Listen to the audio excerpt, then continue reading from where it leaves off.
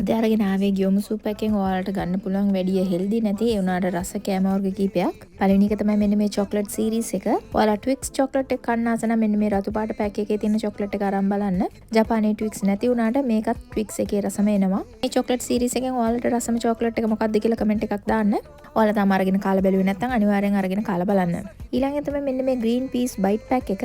මේකෙත් වර්ග දෙකක් තියෙනවා salted එකයි garlic green peas එකයි. ලංකාවේ වගේ mixture bite එහෙම නැති නිසා මෙන්න මේක අරගෙන බලන්න garlic green peas එක. ඊළඟ item එකත් එච්චරම healthy නෑ. ඒ වුණාට ඉඳහිට ඔයාලට කාලා බලන්න පුළුවන්. ඒ තමයි මේ German style sausages. මේකෙත් රස වර්ග කීපයක් තියෙනවා අරගෙන කාලා බලන්න. අන්තිම එක තමයි මෙන්න මේ cooked මස් සහ මාළු section එක.